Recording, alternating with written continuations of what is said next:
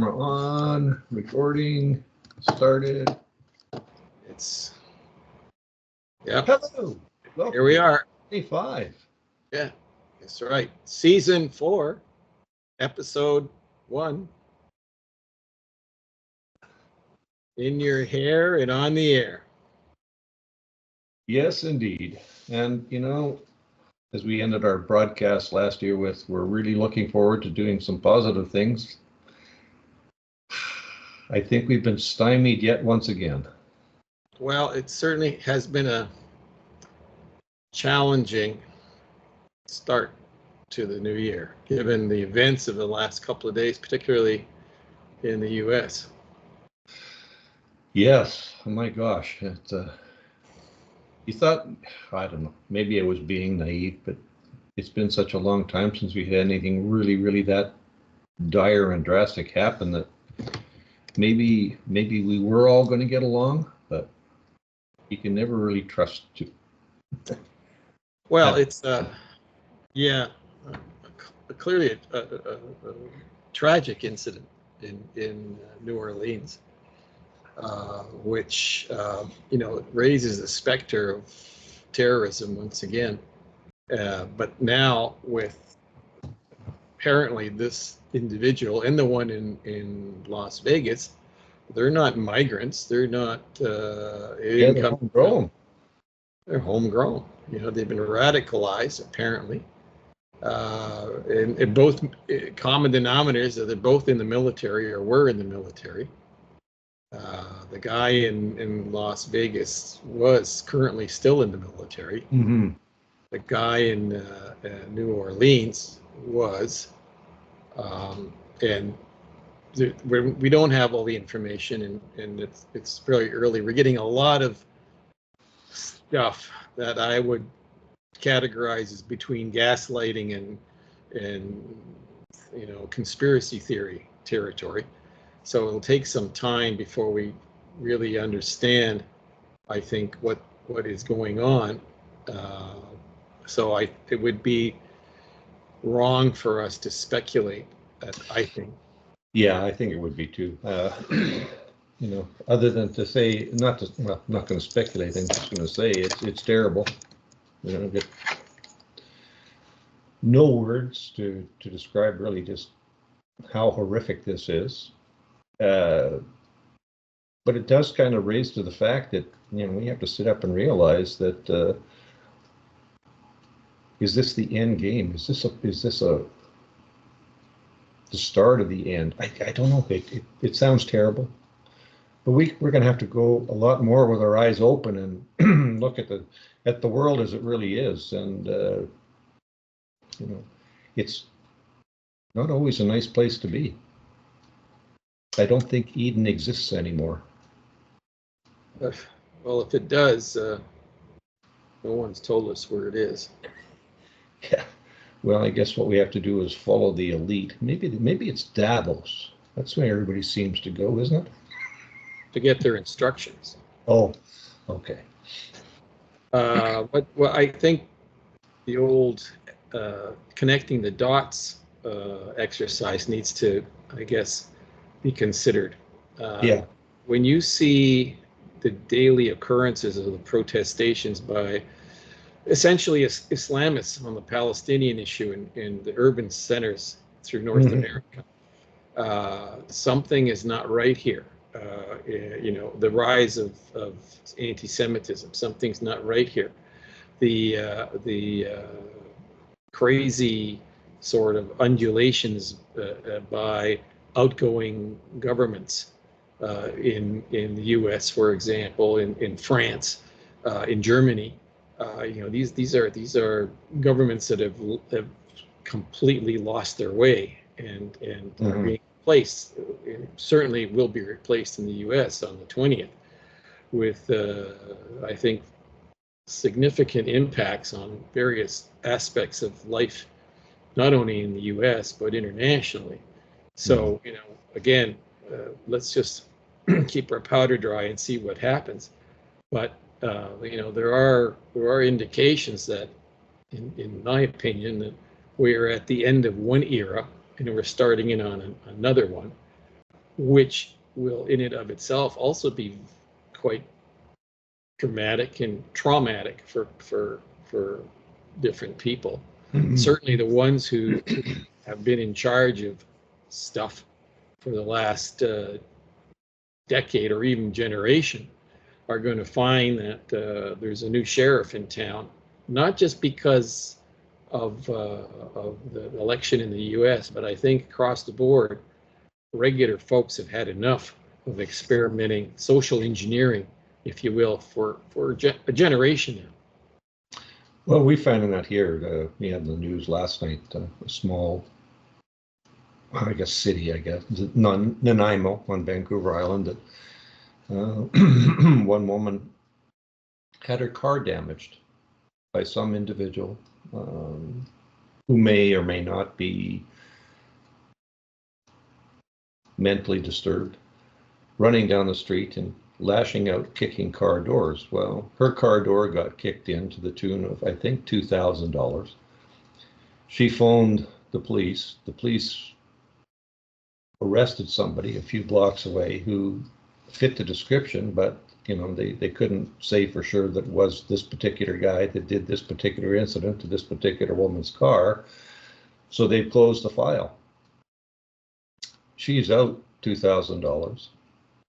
Her car has to get fixed. Her insurance rates are going to go up.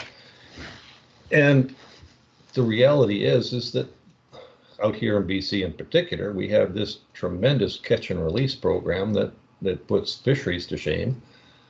I think you're right. People are getting a little fed up, and with President-elect Trump coming in, he's seen some problems, and I think he's a pretty big master at saying things that the common folk perhaps are thinking but don't want to say. And for us in particular here, when you deal with border issues,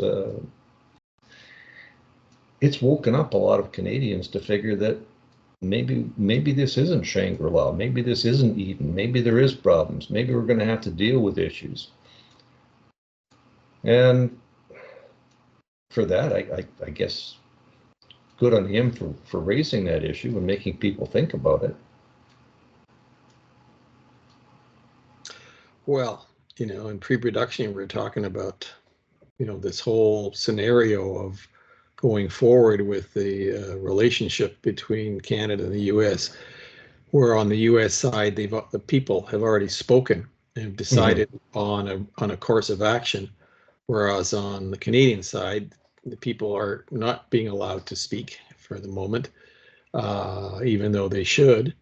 And so we have a leadership in Canada which is not particularly adept at dealing with the new leadership, if you will, in the States, and hasn't got the same kind of backing of the public, of the leadership to speak on their behalf as the new administration in the U.S. arriving on the 20th of the month. So, in many ways, even if you are very pro-Canadian in the sense of, okay, we're going to go toe-to-toe, we got the wrong team going toe-to-toe. We're basically having our hands tied behind our backs as onlookers here as well, because while we might be able to squawk here on the internet and on podcasts and what have you, there's nothing we can do because our team representing us is not really up to the same level of competence and support that the other team has. So as you know, this is Friday, the 3rd of January, and this morning we wake up to the news that two ministers of the Canadian government, foreign minister and the public security minister, and down once again. Now too, or something? Pardon me? Isn't he deputy prime minister or title? No, I don't. Well, it doesn't matter. Point being that those two are down groveling in front of the gates of Mar-a-Lago, for lack of a better term. Yeah. And they were there 2 weeks ago on Boxing Day, and all we got out of that particular meeting was that the Canadian delegation of 2 were going to give $1.6 billion towards whatever it is the Americans want the Canadians to do with respect to the border and immigration and so on over 6 years. Well, we don't have 6 years to fix this problem. The Americans, particularly the Trump administration, has to get stuff done in the next 2 years because they want to make sure when they go to the midterms, they're going to get a pat on the back and keep their Senate and House majority, which at the moment is just barely a majority. So they know they have to produce. And these 2 individuals, yes, I was grasping for the proper term, are down there talking to the transition team, which, by the way, has no power. I mean, they can agree to whatever the heck they want, but the power only happens on the 20th after the inauguration, and all talk is cheap until there's real power sitting behind the desk in the Oval Office and signing stuff off. I don't know what it is that these 2 who basically are down there groveling. I mean, I can't. It's diplomatic groveling. What else would you call it? And you know that the current administration is still there. The Biden government knows everything that discussion is taking place, because you can't have 2 members of a foreign government traipsing around in the United States making deals with an incoming presidency without the current administration knowing what they're doing. So whatever deals are being made at some point are going to be revealed, because if it's not if it casts a bad light on the Biden administration, it's going to be revealed at some point.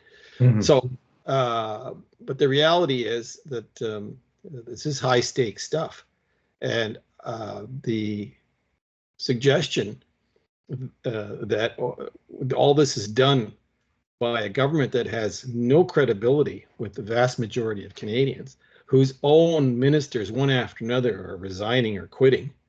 This is a weak team that is up against a supercharged team that has all the cards. And as far as from the American perspective, they have the executive, they have the Congress, they have the Senate. And so they're pumped and they're supercharged, and our folks are limping in there, essentially. So, well, I'm at a loss for words, because I think they're selling us out, because there's no other way. What else are you going to do down there except grovel? Because what exactly do we negotiate with? At the moment, I understand what we could do long term. What we could do, I think, is pretty, it's probably pretty common knowledge. But what we can do is very limited. Well, and what you can do in the sense of a parliament that isn't even sitting. Okay, it doesn't reconvene until the 29th of the month. And then already they're talking about a confidence vote, which may or may not do anything. But let's just say, for the sake of argument, that it goes through.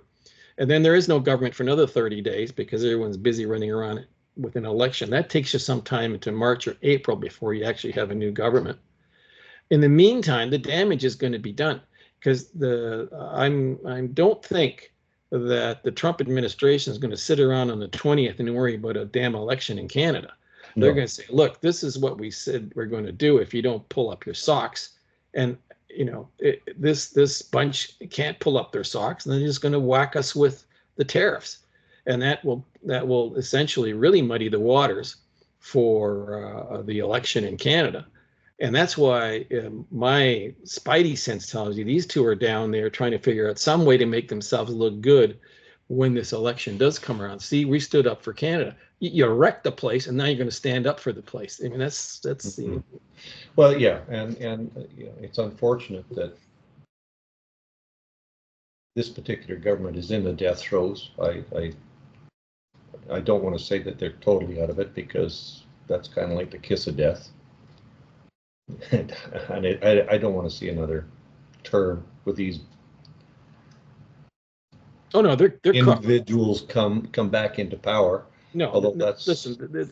I think they're done. There's no question about that. The question really that is when, you know, when do we get to bat in this game with a team that has supported the people? Because look, the trolling that's been done over the 51st state stuff is great. You know, it's woken us, a lot of people up in Canada, to the reality of the situation. Some of these folks may actually have Trump derangement syndrome, but that's not going to solve our problem. You know, we still have to deal with a government that is a clear mandate, that is very much ready to get going on the 20th, 21st of January. And every indication is that, you know, there's lots of things that'll be done, which are going to be done soon, not sometime in the future, but, you know. And you're right, you know, regardless what happens on well, we know what's going to happen on the 20th. We're going to have President-elect Trump become President Trump, and we're still going to be stuck with a parliament that's on a winter vacation.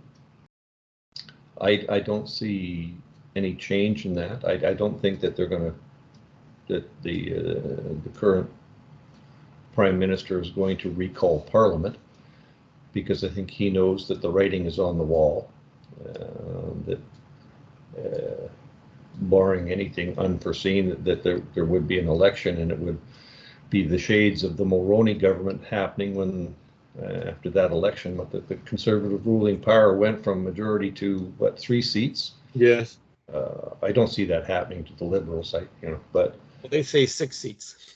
The polling says he's down to 6 seats. Well, I'd be surprised.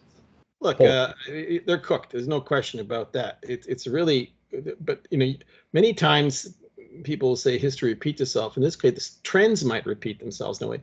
But the environment that we find ourselves today, socially, economically, and politically, geopolitically, is entirely different than the Mulroney times, or even when the election with what was forget the guy's name, who ended up with when Harper won. He was, you see, that's how important this guy was for the Liberal Party. I can't remember his name. Martin? No. Oh gosh, doesn't matter. Ignatieff, thank you. I mean, the guy was a disaster. Okay, and they understood that. And I think they're headed for a much bigger disaster this time. I mean, even their most staunch allies know that the jig is up. Period. Okay, when Mendocino, one of the chief culprits of the convoy thing in Ottawa 3 years ago, quits today, resigns. He's not running. You know, he's out of the. You know that this guy knows that it's best to go find a job now while maybe there's some available still, based on his experience, shall we say? Yeah. So, but you know, timing is everything here, because I'm quite sure that the folks on the team to the south of us, looking at how they're going to negotiate with the team here, knows they're dealing with a very weak and disheveled, is the best word I could find at the moment, a government, okay, who is broke, who's got very little international recognition anymore. We frittered that away. Yeah. And so, you know, when you're taking on a weak opponent, you're going to go for the juggler. You betcha. You betcha. So, and in fact, even if everything was time for an election, as we said in March, the tough sledding for Canada and Canadians is just going to begin. You know, we talk about the border and we talk about, you know, the issues associated with immigration and refugee determination and blah, blah, blah. That's only one part of a mosaic here of a mess that's got to be straightened out. We've got a debt of 60-some billion dollars that is just crippling. You know, we spend more money running the paying for the interest than we do on most of our social and military expenditures. We have a society which has been totally put into little boxes that don't talk to each other, thanks to you know, 10 years of DEI, if you will, and woke nonsense. So we have provinces that are acting like independent fiefdoms now, because the federal government is continually sticking their nose in their business at the municipal level and at the provincial level, and they're reacting. So you've got that issue. You've got a dollar that's worth 69 cents, maybe 68 cents after this fiasco happens, and there's very clear indications that, you know, nothing much will happen until it hits 65, and then all of a sudden, you know, you have to start literally laying people off because you can't pay them, and no one wants to talk about that. Why is it that you know, Canadians make $22,000 per capita less than Americans do, but pay twice as much for the same house as Americans do? Yet 10 years ago it was pretty well even. So you know, you can follow the charts. We're not making this up. This is either facts, and they're clearly being observed not only by Canadians but by the international community. Investments in this country are hard to find. No one wants to put money in this place. More money goes south out of Canada than goes north for investments. And the list is long. It's, you know, no point anybody can look at these things. Yeah. So, you know, it's going to be tough sledding, because even if all predictions of the election of a supermajority by the Conservatives, then the hard stuff begins, because you have to stop spending money. When you stop spending money, there's going to be a whole lot of folks who aren't going to be working for the government, because a lot of that expenditure is, you know, salaries of bureaucrats and projects and programs that nobody asked for or particularly wanted. And now the ones that will get hit hardest will be those programs that were sold where you get something for nothing. And the people who are getting something for nothing will squawk like crazy that you know, that money's not coming in. I mean, there are people who actually think that the carbon tax rebate is you know, extra money from the government. You know, it's not, and that's going to stop. You're not going to get a check from the next government, because they're not going to collect the money from you to give it back to you. But you know, there's a large percentage of the population that actually believes that, you know, that's a, you know, supplementary income. There's going to be a big shock. It's going to be a big shock for all these various quangos that they've invented over the last 10 years. You know, from the nonprofits to the special interest group. All these people are going to find there's no money in the pipeline. They're going to be looking for jobs. Problem is, where are those jobs going to come from? Okay, because they've been living in a fantasy world. You know, getting money from the tooth fairy essentially out of Ottawa. So when, you know, the tooth fairy will be dead, and there is no job. You know, a lot of these people are great folks, but they have no skills. You know, they're not going to be able to go and pick up a shovel and dig a ditch, or work at a housing project, you know, putting up 2x4s, or, you know, these skills they're going to have to learn them. So in the meantime, they're going to be unemployed. So there's very tough times ahead, because once this Band-Aid, as I said in pre-production, is ripped off, there's a wound there. Okay. Yeah, and it's going to take more than a suture to fix it. That's for sure. Yeah. So, you know, we can use all kinds of metaphors to talk about it. But when the money, listen, in Ontario, or in this province, apparently each household's getting a check for $200 from the province in the next month or so, because of the cost of living. Well, maybe if you didn't take the money away from the people in the first place, you wouldn't have to return the $200. And it's a lot more than $200, by the way, that folks have been paying when you compound the taxes from the municipal, provincial, and federal level, which works out to about 55 cents for every buck a Canadian makes, is in taxes. Yeah, yeah.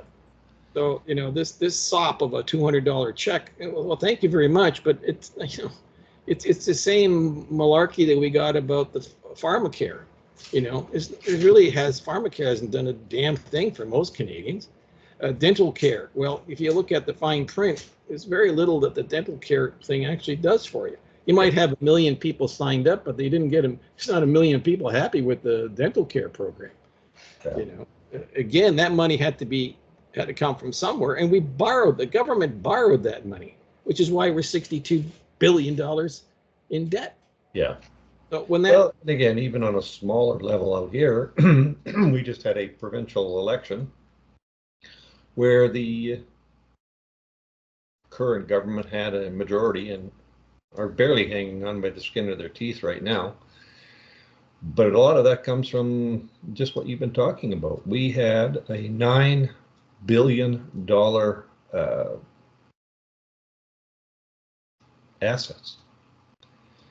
We went into the election, and it's now come to light that we are, I think, $800 million in debt. So this is all the things where you take, we'll take the carbon tax and then we'll give you money back. Well, it's not working out too well if we're gone from that much money in our plus side to that much money in our negative side. Where has all that money gone? What's it done? Where's it going? And I think that's happening here on the federal level too, where they're $1.6 billion over 6 years, but we're not sure exactly what that's going to do. We're not sure if there's going to be any money for the military, although we know we're starting to talk about our third ocean, that we have to protect. With one icebreaker? Well, I think there's a second one that's going to be launched here and go through sea trials pretty quick. But yeah, the stupidity of it all. And I think President-elect Trump is going to have a lot more influence on what happens up here. Well, they're an Arctic country. The Alaska is in the Arctic. Mm-hmm. The 50th state, I guess it was the 49th state, is an Arctic state. Mm-hmm. And by the way, to get there, you have to drive through Canada to get to it. Mm-hmm. Yeah. And the fact too that they're already talking that the CF-18s have been flown out of Cold Lake, Alberta to intercept Russian and Chinese fighters over the Arctic Ocean. And I was quite surprised that we actually had CF-18s that could get that far because we're so antiquated and old. That's right, and the 35s aren't going to be delivered for at least 4 years, apparently, because even though Canada was one of the developer countries of the F-35, this genius government decided not to buy it 10 years ago. Well, you stick a few billion dollars into the development of an airplane that you won't be part of, and then you don't bother actually buying what you developed. How dumb is that? Yeah. Well, I don't know. I'd like to say that things are better, and I guess it is. We've aged. We're still on the right side of the daisies. Hopefully that will continue. Well, we've already passed the 30-minute mark. And we haven't got into the weeds yet. Goodness. I don't think we had to get into the weeds. I think we were already there. Jeez. Well, look, let's give this business another week to fester. Well, and see what we can do. I like you think that there's some groveling going on. I don't know what is going to transpire out of that little meeting. I don't think it bodes well for us in many respects. I think we're talking. It's an existential issue. Pre-production is there's going to be a lot more harmonization of many things, I think. And if I was listening correctly, pre-production, I think you are on that same page as well. And Absolutely. we may not have a big say of, well, we want to have a visa exempt program for Niger. Well, the U.S. doesn't have it, so I guess we're not going to have it. So, yeah, there's going to be some issues that we have to deal with, like it or lump it. Yeah, these and in fact, it does. A reason I say it's existential is because it really does impact or encroach on sovereignty. Because the foreign policy of any country is intrinsically tied to their immigration, border security, refugee determination systems. It always has been. And that's why, of course, the foreign minister, or sorry, the minister of global affairs, pardon me, is down there talking to the Trump team, particularly Tom Homan. But what are we giving away here that we have to give away in order to appease an angry, and I use the word advisedly, an angry incoming presidency on the issue of border security. Now, much of the rubbish that they're facing is of their own making. We just happen to be collateral damage because we also have a border with them. And American border policy is not directed at the southern border exclusively. It's got two borders, and the same rules apply at either border. And what Canadians and its government, the current government, never really grasped ever was that the same rules apply, and you try to fool around with that particular aspect of the relationship with the Americans. So what harmonization are we talking about? Visa policy harmonization, possibly, because that's the external issue. And I think that's where we in Canada are missing the play line. We're concentrating on that big, great, undefended 5,200 mile, 48, whatever it is. And that's what we're thinking. Well, we have to control that. And no, it's not that at all. We have to control the circumference around that. That's right. Encompasses our three oceans, that we have to start looking at who is actually coming into this country. Why are they coming in here? And I guess more to the point is, do we want them here? And that's the tough one. That's absolutely. And our choke points are not at the border. Our choke points are at our own airports.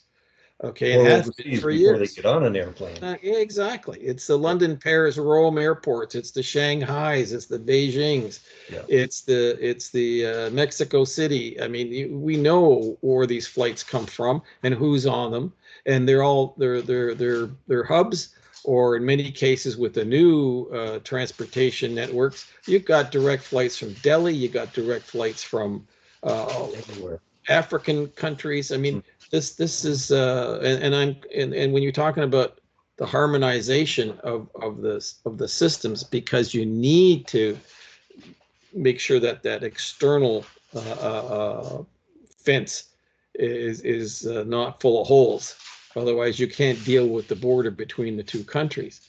And obviously, the solutions and the Americans have already made this very clear that they don't see a trilateral solution for North America. They see bilateral solutions. They'll deal with Canada separately from Mexico. And any suggestion that we should worry about Mexico in this scheme is really just background noise, because Mexico is of no impact on Canada, frankly speaking, both economically and socially with respect to immigration and refugee determination. So this is really, in many ways, the first real challenge to the sovereignty of the country going forward. Forget the 51st state stuff. We're talking about very significant issues that impact on the relationship between the two players. One which is very very large, and the other one which is much smaller. Significantly small. Yeah. Well, I mean, it's interesting that 10 years ago, for example, the trade relationship was pretty well even Steven, same exports as imports and so on. So the dysfunction that's occurred over the past 10 years and the imbalance on trade and so forth, to turn this, it took 10 years to get here. And it's going to take at least that to fix it. Maybe that long to balance it out again. But what in the meantime has to be done in order to start that balancing act, without even talking about the domestic issues in either country. Frankly, I think without any hesitation, 95% of Americans couldn't give a rat's behind what goes on in Canada, whereas 95% of Canadians have to pay attention to what's going on in the U.S. Because of the situation that we're always in. Okay, it's not like it just happened in last. We've always had a very tough act to deal with here, and so we're looking through some, as I said earlier, some tough sledding going forward. It's doable. But buckle up, as they say, because it's going to be anyway. We'll talk about it here on a weekly basis. Just two guys over the fence, just two guys chatting away. Yeah. And I guess just to kind of wrap this up for our Canadian listeners, look up the definition of Constitution and look up the definition of Charter. Yes. And we'll leave it at that. Yeah, we'll get that. That's the hook for the next edition of the BORDERPOL Journal. Yeah, we'll fill you in on a little dirty little secret. There's a big difference between a constitution and a charter. That's right. Anyway, at this point, we have to say, don't forget to hit that bell if you like the BORDERPOL Journal video. Don't forget to subscribe to the BORDERPOL Journal. If you have a real interest in becoming part of the community, let us know. You can contact us by email, borderpol@borderpol.org. If you'd like to help out keeping this program on the air, buyusacoffee.com//borderpol. We can use your help. And, we certainly can. Yeah. So at 1 minute to go. Have a good rest of the day, and may the new year find some very, very bright spots. Absolutely. To all our viewers, listeners, Happy New Year. Prosperous one, and a healthy one, and a peaceful one. Peace. That would be so nice. Indeed. All right, Bob. See you next week. If not before. If not before.